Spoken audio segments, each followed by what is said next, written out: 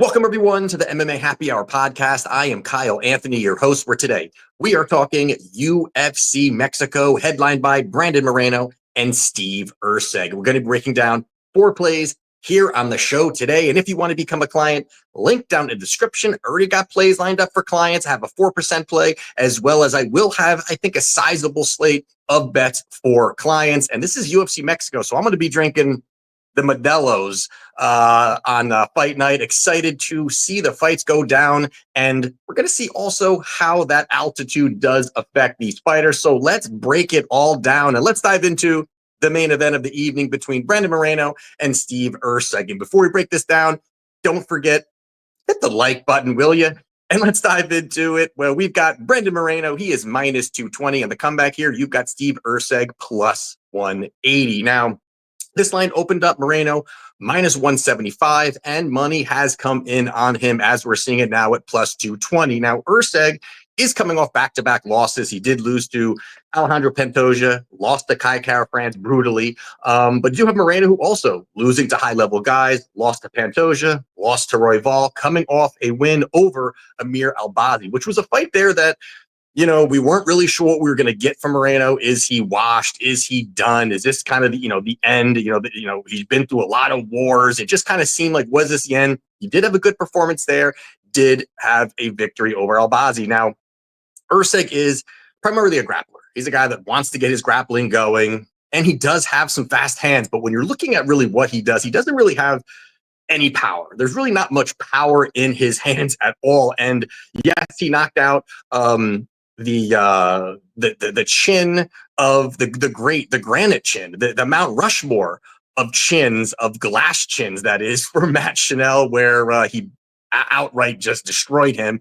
But everyone does that to Matt Chanel, and Matt Chanel, again, Mount Rushmore, right next to probably Luke Rockhold and Johnny Walker. That's Luke Rockhold, Johnny Walker are probably up there too. But with that being said, you've got Erceg here, and Erceg, does have the grappling. He very slick transitions on the ground, and he will hunt for those submissions. So he does have some of that is going for him. But I do believe that Moreno's better everywhere. I do think that at this point here, Moreno is better on the striking. I think he's better on the ground, and I think he's just better where he puts it all together compared to what Erceg does do. Now, I think one of the biggest advantages here, for Moreno is going to be his striking volume and pressure. And I think that can really start to open up a lot of opportunities in these striking exchanges here, where he can weaponize that cardio, he can weaponize that pace, he can push forward. And I think Erceg is a guy that, yes, I think he's got the striking, but again, he wants to really have the battle on the ground. That's where he's going to be more comfortable. Again, in the UFC, we've seen him striking and looking pretty sharp, but I do think that the footwork, the in and out movement of Moreno, just the way that he moves and gets the volume going, I think is going to cause a lot of problems for Erceg here. Now, the big red flag here on Erceg, I think, is his durability. Now, he's only been finished one time in his professional career, so I get that, where it's hard to say a guy's durability is not that good, but he's been rocked and wobbled many times, and he was recently brutally knocked out by Kai Kara-France. But the thing about it is that if Erceg's willing to enter the pocket, he doesn't have the firepower to really keep Moreno back. And guys that may not have the best chin, if they've got some firepower, they can at least deter the other fighter, I think, from, standing in the middle and throwing and willing to go toe-to-toe. So he doesn't really have that. And I think that's when Moreno can move forward, can pressure, can look to really, bring it to him. And, I think also he's going to have the better boxing. I think he's going to have the durability also on the Moreno side as well. And he's going to get that brawl going. This is going to be obviously in Mexico. And I think in front of that crowd, he is going to bring it. I don't think this is going to be a slow-paced fight. I think early you're going to see, Erceg finding a little bit of success, having competitive rounds. But I think as this fight goes on, I think Moreno really is going to, be that old Moreno that we all remember. I think, again, he's not some aged out guy right now. I think he still has a lot left in the tank. So in this spot here, I do like Brandon Moreno, but I'm calling Brandon Moreno inside the distance is plus 230. I think that, I just think that Erceg's fragile. I think he's fragile. And I think that he's going to be able to get clipped a couple times. I think it could be a club and sub. And I just think this is a spot Moreno can put a stamp on it. I am not high on Erceg at all. I actually did bet at plus money on Kai Kara France against Erceg. So this is a spot here where I'm going Brandon Moreno to get the job done inside the distance plus 230. Next one here we're going to talk about is going to be Christian Rodriguez minus 155. In the comeback here, you got Melquizio Costa plus 130. Now, you've got Rodriguez here, who is the absolute prospect killer. He's 4-1 run in the UFC. All 4 of those victories have come against undefeated, rising, hyped prospects that, really was more or less looking to kind of use Rodriguez as a stepping stone. Has not worked out the way. He's able to finish guys like, or beat guys, I should say, Raul Rosas Jr., Cameron Simone, Isaac Delgarian, which was obviously a little bit of a controversial fight, and most recently, Austin Bashi. And the thing about it, and the thing really about Rodriguez is he is consistently implementing that game plan, and it's consistently working. And now he's starting, I think, to kind of lean into that game plan a little bit and say, this is what's working for me. This is how I can consistently pressure forward, weaponize my cardio, push a high pace, force the action, continue to force the action. And that's the one thing too, when you're looking at a lot of these guys that he fought, we're wrestlers, primarily wrestlers, guys that want to get the fight to the ground. But the big, attribute that I think that, and I've talked about it many times when we talk about or we break down Rodriguez fights, is his just sensational scrambling ability. I mean, every time, that's why, again, we did bet Rodriguez against Bashi, where it was like, this guy is just perpetual movement. I mean, that's pretty much what it is, where he's not comfortable being taken to the ground and just saying, hey, I'm going to stay here. Let me think about my next move. You will see consistently where he's up against the fence or taken down. He just is right away. He's moving. He's creating scrambles. He's keeping it moving. He has high level jujitsu, and he's looking to capitalize on those things. And a lot of guys that are younger or not as good as he is on the ground completely struggle with that, and then also start to really get exhausted because they're not winning the position, staying on top, and then banking around or hunting a submission. They get Rodriguez to the ground. He's already working. He's already looking to get to the next step. He's looking to improve his position. And I think that's going to be interesting to see how this plays out. Now, Costa will be the more dynamic striker. He's got some solid Muay Thai striking. I like his knees. I do like his elbows. He can be very creative out there, working the body a little bit, mixing it up. He's also going to want to be a guy that's going to move forward, look to throw big shots here. And again, he can mix it up in that particular way. But I think his takedowns are pretty sloppy. And I think that if he's going to be looking for any kind of level changes in this spot, that neck will be there to be snatched up by C-Rod. Again, he's very opportunistic with his submission game. And if you're looking to do that, he is going to look to latch something in.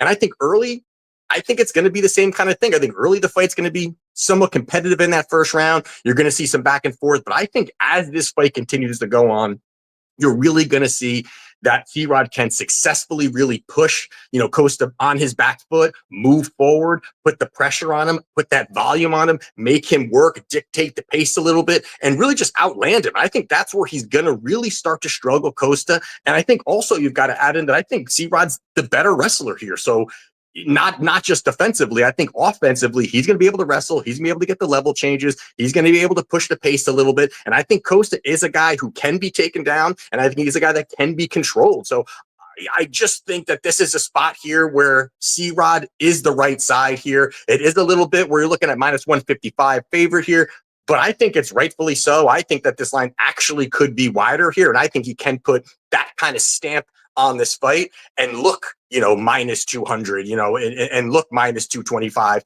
But also I do like that C-Rod's been in Mexico. He's been training there. He's been there for a while. Also, I think that plays into his strengths, that it's really going to force Costa to continue to work. And a guy like C-Rod who has that cardio, I think it really pans out well from here. So I do like Christian Rodriguez to get the job done at minus 155. Now, the next one here is Ronaldo Rodriguez, minus 160. On the comeback here, you've got Kevin Borjas, plus 135. Now, this definitely should be a fun fight. This is going to be an exciting fight to watch. It's the opener of the main card.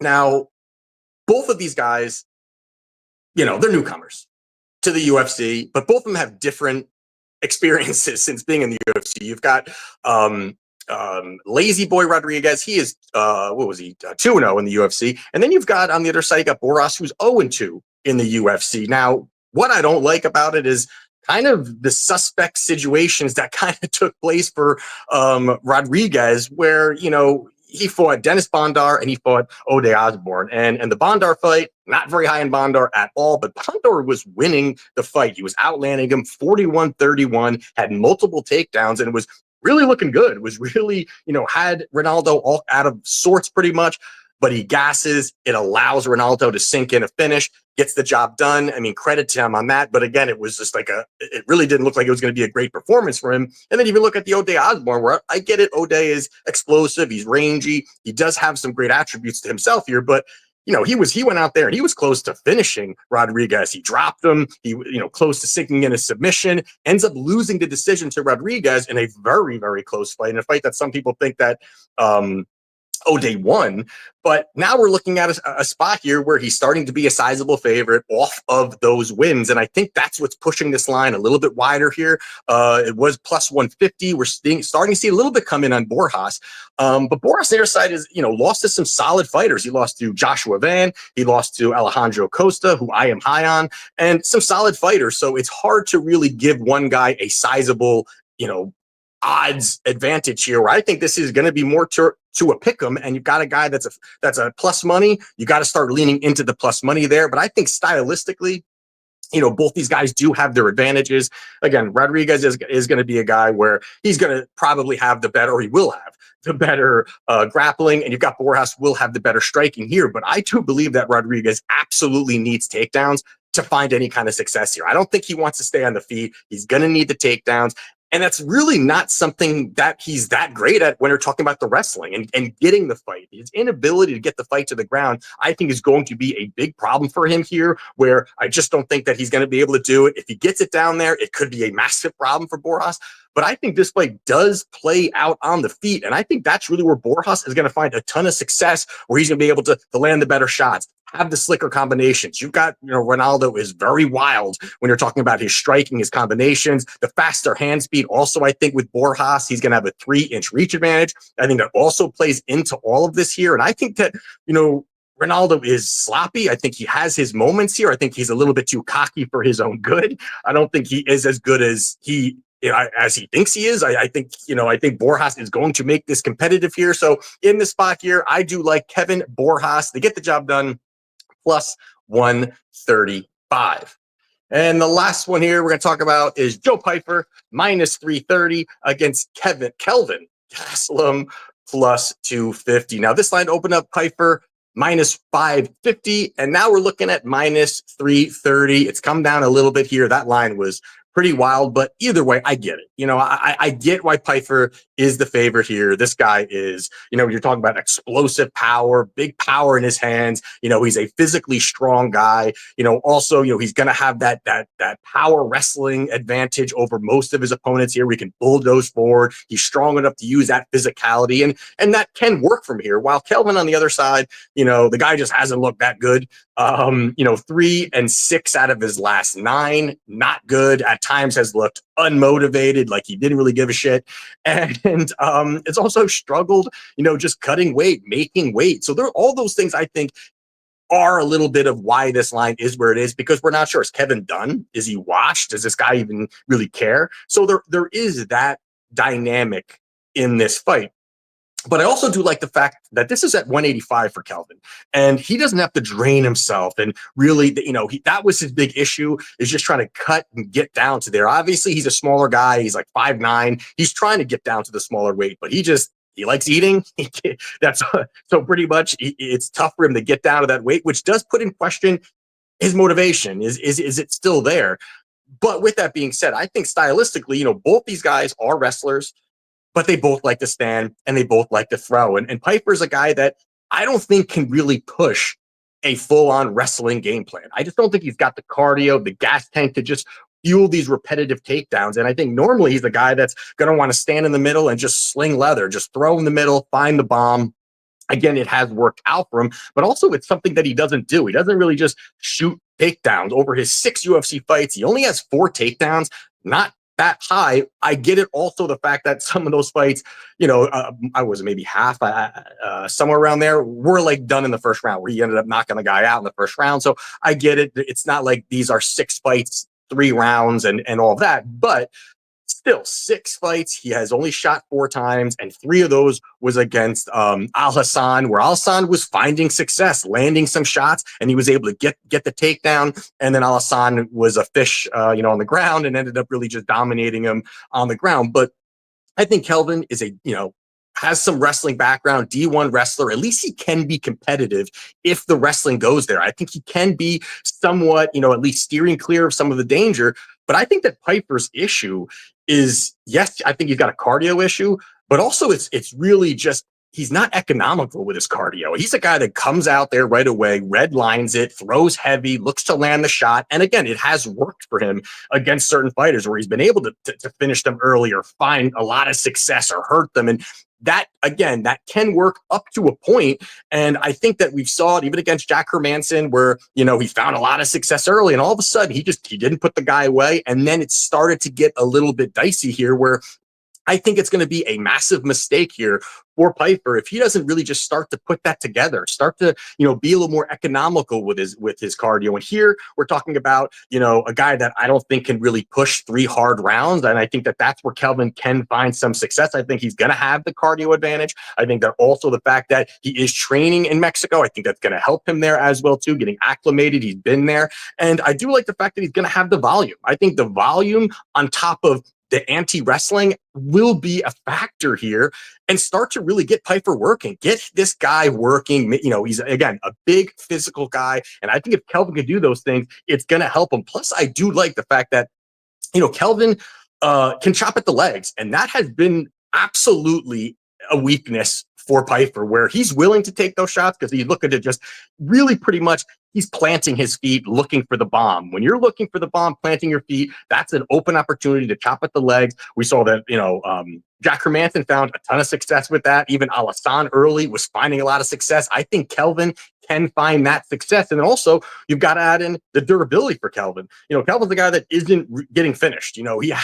He's just a guy that doesn't get knocked out in his professional career. And that really, I think, is the win probability here, for Pyfer, is maybe that early knockout, or he dominates the first 2, 3rd round kind of close and wins a decision. But I really think that it's going to be very competitive. I think this line is very wide at this point here. And even if it's come in, it's still wide, I think, at this line here. And, again, first round's going to be a little dicey here, but I think Kelvin can push the pace a little bit, can find some success. And I think that it's going to be way closer than this line indicates. So I am taking Kelvin Gastelum plus 250. So there you have it for my plays for UFC Mexico. If you want to become a client, link down in the description. We've got more events coming up. Excited about it. And let's have, where is it?